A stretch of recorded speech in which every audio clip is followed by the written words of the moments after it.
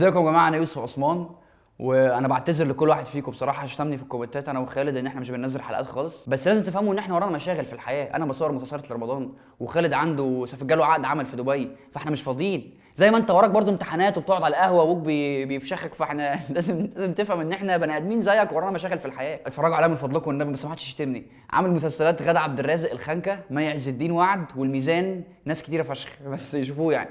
بس الثلاث مسلسلات دول بقى برضو مش طالع في ولا بوستر من الثلاثه. كتر خيرهم والله، في مسلسل غادة عبد الرازق حطوني في البرومو يعني، فالحمد لله طلعت في برومو بالثلاثه. فوالله حد لاقي انا كنت فين وبقيت فين. فاكرنا ضحاوي؟ انا فاكرك من حلقتين فاتوا لما قلت لي فشل في التمثيل. 3 مسلسلات يا ضحاوي، 3. المهم يا ضحاوي ركز معايا انت والناس اللي بتتفرج. يا جماعه طبعا يوم السبت كلنا عارفين ماتش الشامبيونز ليج فاينل ريال مدريد واتلتيكو مدريد. الفاينل اللي بيتكرر بعد ما حصل من سنتين في 2014 في لشبونه. فاينل يوم السبت ده هيبقى الفاينل ال61 في تاريخ البطوله اللي بيتلعب، وده تاني فاينل يتلعب بين فرقتين من نفس المدينه اللي هي مدريد. الاول فاينل كان ايه؟ كان بين فرقتين من نفس المدينه مدريد برضه في 2014 اللي خلص طبعا في اخر دقيقه بجون راموس اللي في 92 ده. هذه كره طويله من مودريتش بالراس، جول!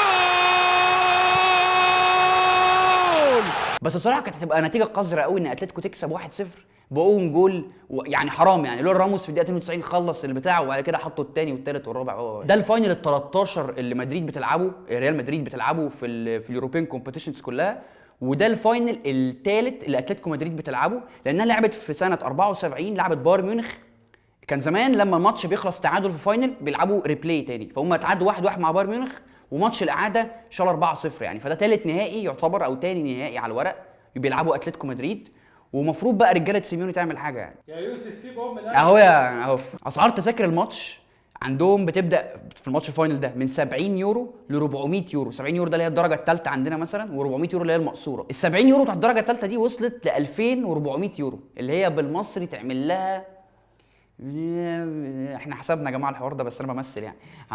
عملت حوالي 25000 وشويه، 750 جنيه حاجه كده. فلو انت معاك ال 25000 جنيه دول وانت قاعد في مصر هنا، انت ممكن تطرد اهلك بره البيت تديهم في جزء من الفلوس دي، وتروح في الصاله تقفلها وتركب له باب الجرار ده وتقعد تشتري 4 ليزي بوي، تركب 3 تكييفات كل واحد 4 حصان، اشترك في بي ان سبورتس 5 سنين بعد ما زودوا الاشتراك باليورو، وتقعد تتفرج ملك، وتعزم صحابك طبعا وتجيب اكل قد كده وتقعد تتفرج ملك اكنك قاعد في الاستاد، بدل ما تنط بقى في الزحمه والعرق طول الماتش وانت مش شايف حاجه اصلا، مش شايف لعيبه قد كده في الملعب.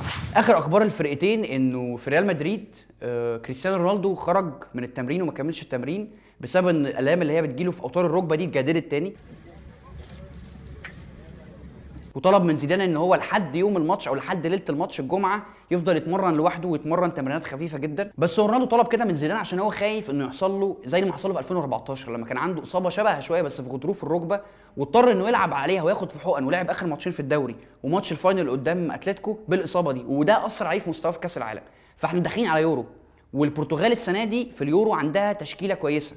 تشكيله كويسه كسبت البطوله؟ لا، بس تشكيله كويسه توصلها مثلا دور الثمانيه، تخلي رونالدو اسمه عمل حاجه للمنتخب بتاعه. فهو مش عايز يخاطر بده، وفي نفس الوقت هو حابب انه يلعب الفاينل، واكيد البطوله ال11 يبقى كسب 2 تشامبيونز ليج مع مدريد، دي حاجه هتتحسب له قبل ما يمشي سواء الصيف ده او الصيف الجاي. مش بس رونالدو اللي اتصاب وفي احتمال كبير قوي انه ما يلعبش، رافائيل فاران ده بقى اللي مش هيلعب فعلا، ومش مجرد بس مش هيلعب الفاينل، هو مش هيلعب اليورو اساسا. على الناحيه الثانيه بقى في حاله غريبه جدا في اتلتيكو. سيميوني تصريحاته هاديه، بيقول لك الماتش ده 50-50، احنا نازلين نلعب كوره، فرص ريال مدريد قد فرص اتلتيكو، واحنا مش احنا خرجنا برشلونه وبايرن بمجهود اللعيبه، وبرده ريال مدريد خرجت.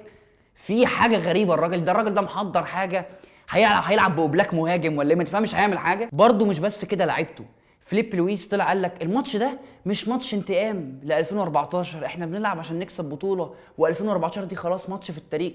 في حاجه الناس دي محضره، حاجه هتنزل الملعب شايله سلاح في جيوبها، في حاجه خافوا يا جماعه، خافوا على لعيبه ريال مدريد، خافوا. اي فيديو بيتكلم على ماتش فاينل دايما بيبقى فيه الحتتين بتوع ايه، التشكيله المتوقعه كذا كذا، وبتلاقي في الاستديوهات بقى واحد واقف في الملعب يا عيني ماسك ورقه كده، ايوه يا كابتن هشام الخالصي التشكيلتين بتوع الفريق الناس كلها عارفاهم غيابي، انا وانتوا والناس اللي في الاستديوهات والجمهور. وده اهو تشكيله ريال مدريد، هيبقى نافاس، كارفاخال، بيبي، راموس، مارسيلو، كاسميرو، كروز، مودريتش، بنزيما، بيل، رونالدو. سهله اهي تشكيله اتلتيكو مدريد.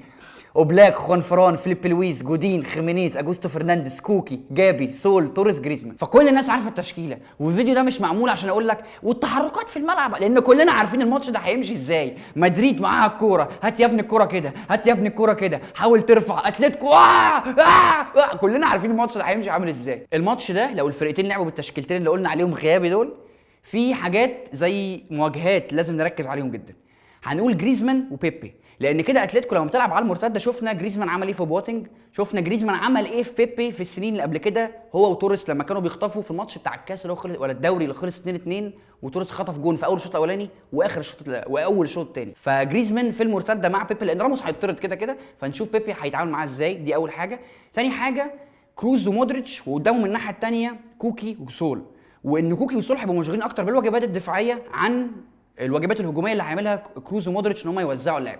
فالضغط على ده لو سول وكوكي بيضغطوا اكتر على كروز ومودريتش، هيبقى اللعب مخنوق في ريال مدريد، وهيبقى معظمها كور طوليه مش لعب على القدر ويلا يا باكات ارفع. بس ان مودريتش هو اللي ساقط ويوزع لعب، او توني كروز بيوزع لعب، واتلتيكو رصه، واتلتيكو وصلت لمرحله مع سيميوني ان هم مش عايزين الكوره، وان هم مش معاهم الكوره، ده مش فارق معاهم اصلا، بالعكس ده هم مش عايزينها وعايزين يسحبوك يسحبوك يسحبوك ويلعبوا على المرتد. ده مش هيغير حاجه، وده اللي حصل مع برشلونه وبايرن ميونخ، ان هم اللاعبين اللي بيوزعوا لعب تشابي الونسو هنا او بوسكيتس، ولما انيستا كان بيسقط اتلتيكو بتضغط على اللعيب اللي هو الهولدنج ده، بتضغط عليه بجريزمان وكراسكو وتوريس او ايا كان الاثنين الموجودين في الملعب ساعتها، وبيخلوا الفرقه اللي قدامها مش عارفه توزع اللعب ومزنوقه جدا وعماله تباصي اللي هي باصات سايد ويز بعرض الملعب، يا رب نرفع يا رب نوصل للجون. ريال مدريد عشان تعمل حاجه لازم زيدان يعمل حاجه مفاجاه، حاجه الناس كلها مش مستنياها، اللي هو ايه ده، لازم يلعب لعبه سيميوني. هيلعب لعبه سيميوني ازاي؟ ان هو اللي يلعب على المرتد، ان زين الدين زيدان هو اللي يلعب لو لاين جدا ويرجع بفرقته ويعمل ديفensive بلوك كده، ويلعب هو على المرتده، ويلعب برونالدو يمين وبيل شمال، وانه يستغل المرتده انه جاريث بيل يقطع على الطرف الشمال ورونالدو يبقى سيكند سترايكر بيضم لجوه مع بنزيما، ويلعب بكاسميرو عادي لان هو هيبقى هو اللي بيدافع. ده هيخلي اتلتيكو تخرج اكتر من وسط ملعبها ويفتح مساحات ورا، عن ان اتلتيكو هي اللي تبقى قاعده ومستنيه ريال مدريد تيجي عليها كده. وبكده الضغط باثنين لعيبه على حامل الكوره اللي كان بيعملوا اتلتيكو، انه ادي واحد معاه الكوره استلم، اثنين بيضغطوا عليه، ده هيتحول لسباقات جري، ان اللعيبه الكوره بتترمي لقدام زي ما حصل في الكلاسيكو، كروز او مودريتش بيرموا كوره طوليه وبيل ورونالدو يلا اطلع اجري، وخوان فران وفليب لويس بيجروا ورايا كده. ده هيدي ادفانتج اكتر ريال مدريد، هيفتح المساحات شويه عن ان انا احاول العب وان تاتش باس او العب احاول مهاره واشوط من بعيد، لان اتلتيكو يعني هم مش هيخلوك تعدي اصلا.